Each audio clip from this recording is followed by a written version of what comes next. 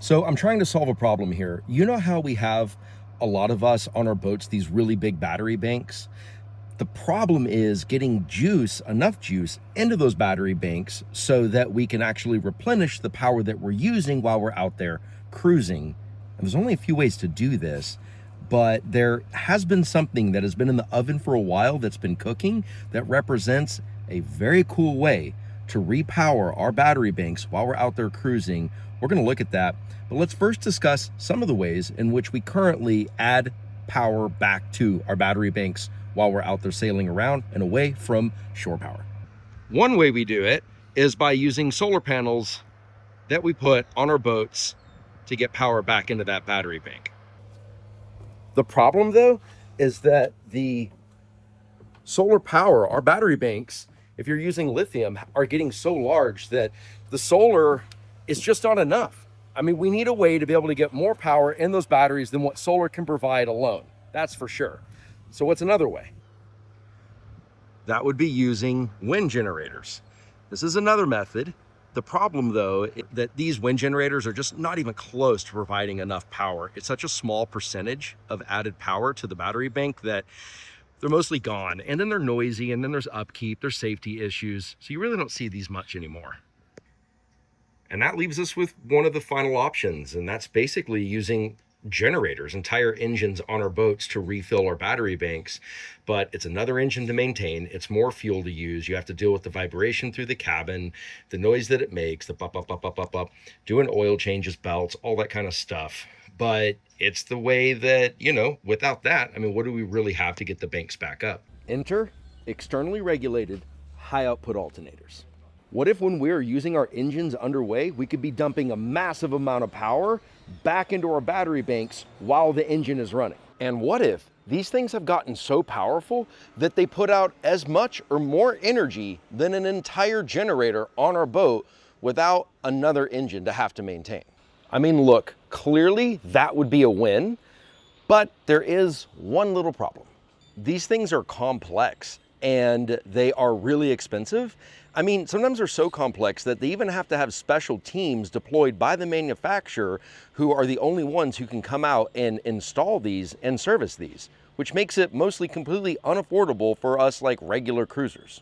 But as technology does, what starts off as really expensive and really complex over time becomes less expensive and less complex. It becomes more simplified, and new entrants enter into the market and bring fresh, new, creative ideas and really cool solutions to these more complex technological innovations. And that's exactly what's happened here. But before I introduce you to them, I want to say I'm not actually sponsored by these guys in any personal way at all. I'm just a fanboy of them. Further, if they want to sponsor me in my upcoming installation of their product, that would be great. But as it is right now, I'm simply just a fan and sharing it with you. So let me show you who these guys are and what I'm talking about. It's the Arco Zeus high output alternator regulation system. So Arco came out with this external regulator and this wireless interface that uses a really slick app to be able to see all the things that are going on, as the alternator that they also now make is outputting energy and dumping it into your battery banks. The interface is really cool because you're able to also hook it up to various chart plotters, and you're able to see exactly how much draw you're getting out of your engine. It has generator mode, all kinds of fun little techie stuff to play with that I can't wait to get into. And these things are dumping unbelievable amounts of power. It's serviceable. You can install them yourself. I mean, sure, it's tricky. I think maybe really tricky. I don't know. We're going to see in future videos as I try to install it on my boat. So we'll figure that part out. But it's really cool technology because I don't have the room on Nomad for a generator. I don't even have a room on Nomad for my cowboy boots. So I'm dang sure not gonna be able to have a generator on there. And this represents a way to solve that problem of getting enough juice into my banks so that when I run my AC at night and it's the next day and I'm like near zero on my battery banks while I'm on the hook or I'm underway, I start running my engine, and maybe inside of like 90 minutes or so, dumping 6,000 watts out of this alternator just while my engine is running, that I'll be able to recharge my battery banks. Like, that's really exciting. And I'm really just stoked to see this technology and watch it mature. So I just came down the wire that the yacht rigger invited me today to come on to a Leopard 50 and look at a 48-volt version of this Arco Zeus alternator on a boat running, and I think that that's really exciting. I can't wait to see this technology in use on a person's boat in real time. One of the engines is running like an American Power Systems alternator, and the other one is the other engine on the same boat is running the Arco alternator, which is like quite a bit less expensive, and we'll see if it's putting out the same amount of power or more or whatever that looks like as well, and also get to actually talk to Andre, co-owner of the Yacht Rigger, and learn a little bit about this technology and how we can possibly deploy this on our boats and what that would look like. Stay tuned, and let's go get on this Leopard 50.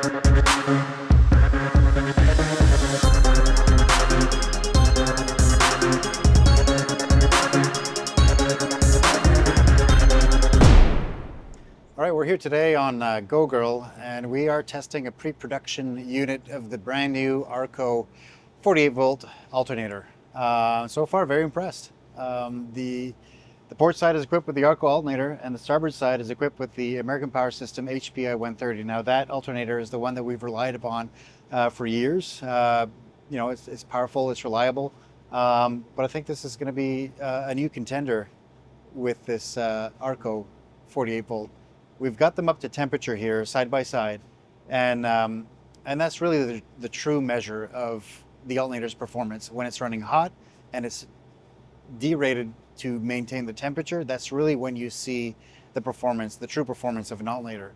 We're kind of bouncing up and down from 6,000 watts on this side on that side for the Arco, and then for the American Power System, we're at the 5,100 watts mark.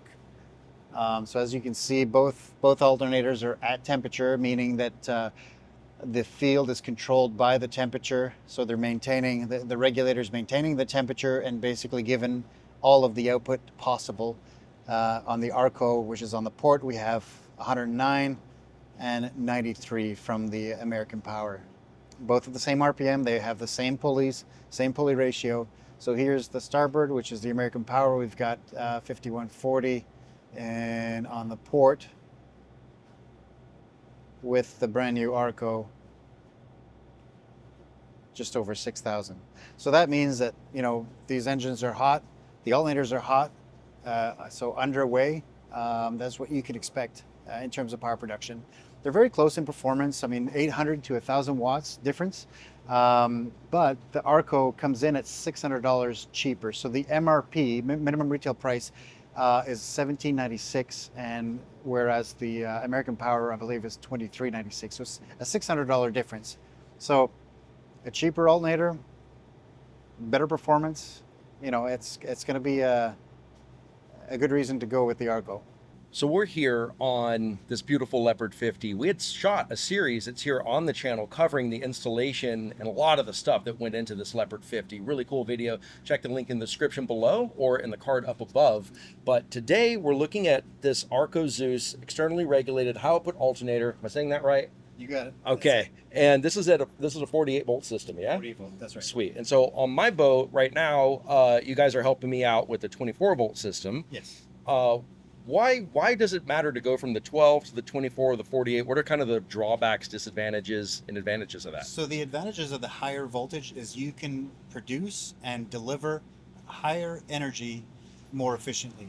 So right now, during this test, we're pushing about 6,000 watts out of one alternator. Now, if you think about it, some of the smaller, like 40-foot vessels, if they have a generator, it's a 5.5 or a 6.5 kilowatt generator, but we're doing the same thing out of an engine that you already have, and we're pushing 6,000 watts in the battery bank. Now, this is DC voltage as opposed to AC voltage out of a generator, but just to give you an idea, we cannot do that with a 12-volt alternator. The most you can do at a 12-volt alternator is probably in the twos, mid twos. Oh, wow. As soon as you step it up to 24, you can get, well, as a matter of fact, Arco's newest alternator, the one that you're going to get, is the highest that I've ever seen in that compact small frame size. So you can get roughly 5,200 watts. That's so wild. It's significantly more at 24 volt than 12. So why, what's the point then of having a generator on your boat? It just seems like that's another engine to maintain and a lot more headache. It is, but if it all depends on your cruising style. Sure. If you're going to go from anchorage to anchorage, move the boat around,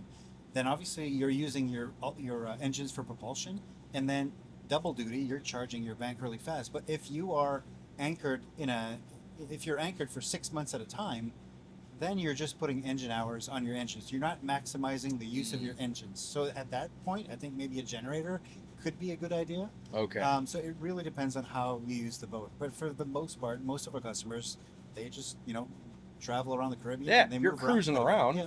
Yeah, and if your engines are spun up, running anyways, getting you to your next spot, then yeah, you're just like able to draw energy off that and keep dumping energy back into the battery bank. Exactly. Yeah, that totally makes sense. And as an added bonus, as I'm sure Neil will tell you, like if you're motoring even with one engine, you have enough to do whatever you want energy-wise within the boat as you're traveling. So you can run the air conditioning, you can run an induction cooktop. Oh, right.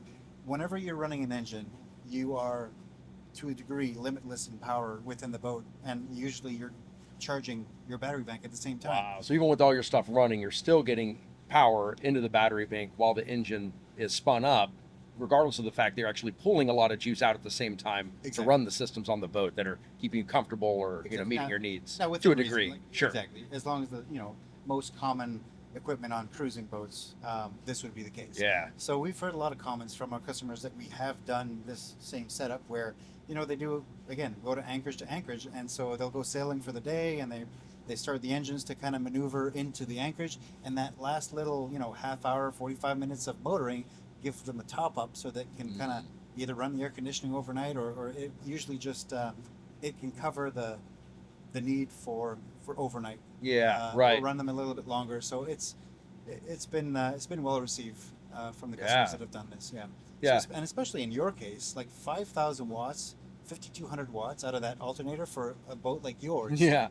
I mean, you can't really fit a generator on that. Absolutely not. And this is as I don't even have a place for my cowboy boots. Exactly. So this is as powerful as a generator. So for your application, it's going to be perfect. Yeah. Oh man, I'm really excited to see that. And now on your boat, especially yours is the prime example of where this Arco Zeus and the regulator comes into play, because you have a very small engine to the point where we can overload the engine by extracting too much power from the alternator. So there's an RPM curve in there, and we'll kind of fine tune it so that we protect the engine so we don't overload it. And then you have that generator mode. So when you know that you want to use the engine for power generation alone, we can remove those protections for the engine and then hit generator mode. And then now you're just using the engine as charging only. That's what I'm talking about. Man, so I'm excited to geek out on that because I've been seeing this stuff from the outside for a long time. So actually sitting down and getting to see the settings and more how the sauce is made, that's going to be sweet. I'm really looking forward to it. And yeah, this power output's amazing. Is this what you expected between getting more power out of the Arco over the American Power Systems? I didn't really know what I expected. So we tested the pre-production of 24 volt before this one, and that one actually is 1,200 watts more than some of the other equivalents on the market. So I was really impressed with that. I was expecting somewhat similar to here. It's a little bit less, but still, the price point and the power. You have, it's cheaper by $600, and it's more powerful by 800 to 1,000 watts. So I mean, to me, that's a win-win. Yeah, it makes the decision very clear in which one we're going to get. Totally, man, that's wonderful.